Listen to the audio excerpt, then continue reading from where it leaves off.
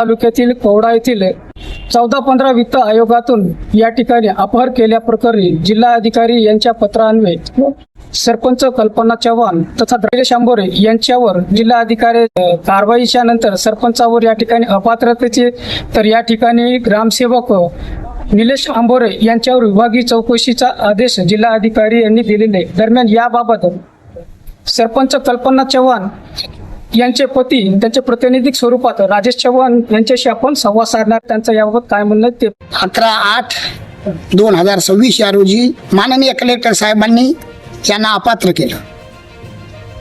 त्या संदर्भाने विरोधक आमच्या कवडा गावाचे लिंबाजी सोनाजी मोरे यांनी अर्ज दाखल केला होता की 14वा वित्त आयोग आणि 15व्या वित्त आयोगामध्ये भ्रष्टाचार केलेला आहे, काम न करता पैसे उचललेले आहे आणि वित्त योजनेमध्येही पैसे उचललेले आहेत.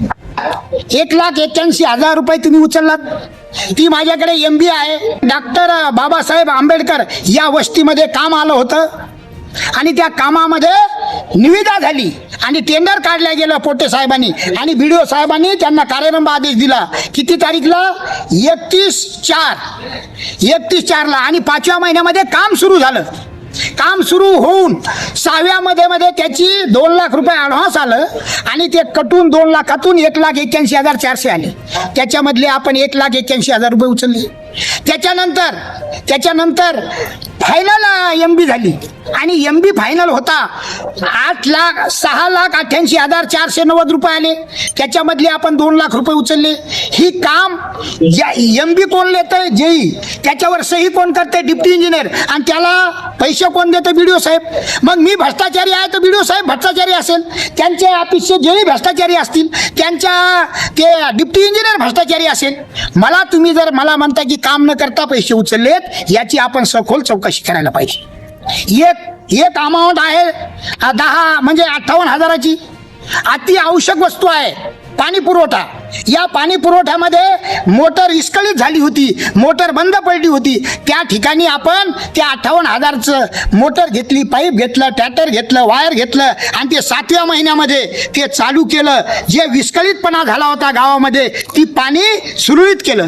त्याच्यानंतर एक 10,000ची योजना आहे. 10,000 रुपये उचलले म्हणून सरपंचांनी ते 10,000 उचलून गावामध्ये बल्ब लाईट 7व्या महिन्यामध्ये इंचू किडा सरप असे निघतात.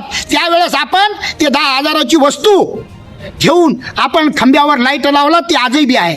माझं कलेक्टर साहेबांना म्हणणं आहे, तुम्ही राजकीय दबावापोटी आमचा बळी घेतलाय. त्यांची चौकशी व्हायला पाहिजे होती आणि ती चौकशी त्याच्यामध्ये जर निष्पन्न झालं त्या दिवशी आम्ही सरपंचाचा राजीनामा दिला असता. पण तुम्ही कशा सरपंचाची आज जगभरामध्ये बदनामी होते. तुम्ही त्यांना पत्र दिलं आणि तुम्ही चौकशी न करताची जी ऑर्डर दिली त्या ऑर्डरीला खरं तर मान्यता न देता तुम्ही ती रद्द करायला पाहिजे. तसं न करता तुम्ही त्यांना दोषी ठेवलं. एवढंच माझं म्हणणं आहे की आपण जर तुम्हीच कार्यरंभ आदेश दिला, तुम्ही MB दिली, तुम्ही पैसे दिला तुमच्या अकाउंटवरून आमच्या अकाउंटवर आणि आम्ही ते पारित केलेत. आमच्या घरचे पैसे नाहीत, तुमच्या ऑफिसनी पैसे दिले तेच आम्ही उचललेत. त्याच्यामध्ये एकही रुपयाचा जर भ्रष्टाचार असेल तर सरपंचावर कायदेशीर कारवाई करायला पाहिजे. नसता ज्यांनी अर्ज दिला त्या दोषीवर कायदेशीर कारवाई करण्यात यावा. एवढं बोलतो आणि थांबतो. जय हिंद. एक मिनिट. तुमच्या विरोधात अशी तक्रार आहे की 22ला तुम्ही ग्रामपंचायतचे सरपंच आणि सदस्य निवडून आले. त्यानंतर तुम्ही गावामध्ये ज्या 4 अनिवार्य असतात ग्रामसभा आणि वर्षातून असणारे ज्या ग्रामसभा त्या सराव न घेता आणि ग्रामपंचायत सदस्यांना देखील तुम्ही विश्वासात घेत नाही असा तुमच्यावर आरोप आहे. ग्रामसेवकांनी ठराव देतात, तेच ग्रामसभा लावतात आणि त्या ग्रामसभेमध्ये ठराव मंजूर होते आणि त्याच्यानंतरच ते ठराव देतात. जर ग्रामसेवक जर ठराव देत नसेल तर त्यांना मिल येणार आहे. नाही ग्रामसभा घेतली का तुम्ही? घेतली. त्याच्या सगळे रेकॉर्ड त्या कलेक्टर साहेबांकडे दाखल आहेत आणि माझ्याकडे बी आहेत ओरिजिनल. माझ्याकडे आहे तर एकही ग्रामसभा जर त्यांना दाखवली की ही झाली नाही त्या दिवशी आपण राजीनामा घ्या. दुसरं की दलित वस्तीमध्ये जे काम करण्यात आलं त्याची निविदा न काढता तुम्ही काम सुरू केला असा त्यांचा आरोप आहे. माझा ऐकून घ्या. ती निविदा पोटे साहेबांनी काढली, त्याची माझ्याकडे कॉपी आहे. हे कार्यरंभ आदेश किती तारीखला दिला? 31/4/2023 दिला आणि त्याचे MB कधी लिहिली? MB दाखवतो तुम्हाला. MB माझ्यावर आहे आरोप, हे खोटे आरोप आहे माझ्यावर. आता ही एमबी कोण लिहिली? ही एमबी त्याईनं लिहिली, जेईने आणि डिप्टी इंजिनियरनी. ती किती तारीखला 2 लाख रुपये दिले? 9/6/2023 ही बघा. आणि त्याच्यामध्ये पैसे किती आले? 2 लाख रुपये ही अमाऊंट. आणि त्याच्यानंतर 1,81,400 कटून आलात. ते पैसे आपण उचलले काम करू. मग आता यांना व्हिडिओची सही आहे नाही, ही व्हिडिओची सही आहे, ही डिप्टी इंजिनियरची सही आहे, ही उडान शिव साहेबांची सही आहे. निविदा काढली होती का? निविदा काढलेली आहे. न निविदा करता काम कसं करता येईल? आणि निविदा काढणारे व्हिडिओ साहेब. दुसरा महत्वाचा मुद्दा असा आहे की तुम्ही जे मध्यवर्ती बँकेतून हा. निधीचा जो चेक आहे हो. तुम्ही स्वतः आणि सरपंच हो. या दोघांनी घेतला असा तुमच्यावर आरोप आहे. ग्रामसेवकांनी जो आम्ही त्यांना काम करायला पैसे दिले होते ते आम्हाला त्यांना 1,81,000 आणि 2 लाख रुपये दिले परत काम करायला. ग्रामपंचायतची एजन्सी आहे ही. कॉन्ट्रॅक्टर कोण आहे? चेकाद्वारे तुम्ही पैसे उचलले का नाही, त्याचे? मला त्यांनी माझी जी अनामत दिली होती ती मला परत दिली. तुम्ही- काम करायला काम करायला जी अनामत दिली होती ती परत दिली. अच्छा. हा. आता आता मला सांगा, ग्रामपंचायत कॉन्ट्रॅक्ट मध्ये म्हणल्यावर सरपंच ग्रामसेवक काम करणार का नाही?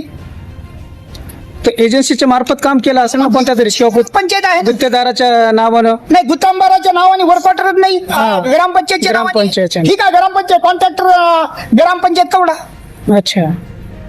मग आता जिल्हाधिकाऱ्याला काय सांगू इच्छिता तुम्ही? आता तुमच्यावर जी कारवाई करण्यात आली की या कारवाईबद्दल तुम्ही काय? आमच्यावर राजकीय पोटी कारवाई झालेली आहे. आमचं पद, आमची एकही ग्रामसभा मासिक सभा संपूर्ण त्याच्याकडे रेकॉर्ड आहे. ग्रामसभा मासिक सभेवर भर दिला आणि हा .4 काढून त्याच्यावर आम्हाला आमच्यावर त्या ठेप्यामध्ये आम्हाला निलंबित केलं. ती याने पैसे उचलले, काम न करता पैसे उचलले असा ठपका ठेवला. कुणी पुढे तुमची रणनीती कारण अपील केलेली. अपील केली. आम्ही कोर्टात पण जाणार. त्यांनी जे विरोधकांनी जे जिल्हाधिकारी कार्यालयात जे विविध आरोप केलेले ते आरोप त्यांनी या ठिकाणी खोटे असल्याचे सांगत विविध कागदपत्र माझ्याकडे आहे ज्याचा मी साक्षी पुरावा प्रशासनाला देणार आहे. तसेच या ठिकाणी वरिष्ठ कार्यालयाला देखील याबाबत मी माहिती कळविणार आहे. या ठिकाणी राजकीय द्वेषापोटी माझ्यावर या ठिकाणी माझा बळी घेण्यात आला असा त्यांचा आरोप आहे. त्यामुळे आता जिल्हाधिकारी यांनी केलेल्या कारवाईचं वरिष्ठ कार्यालयाद्वारे ही त्यांनी जर अपील दाखल केली त्यावर वरिष्ठ कार्यालय काय निकाल घेतात याकडे आता कवड्या गावासोबतच संपूर्ण जिंतूर तालुक्याचे लक्ष लागलेले आहे. जिंतूर सहार न्यूज चॅनलची बातमी आवडल्यास लाईक करा, शेअर करा, कमेंट्स करा, सबस्क्राईब करा. जिंतूर सहार न्यूज चॅनलसाठी माझे सहकारी पत्रकार मित्र रामप्रसाद कंठाळे सोबत मी शेख अलीम, जिंतूर, परभणी.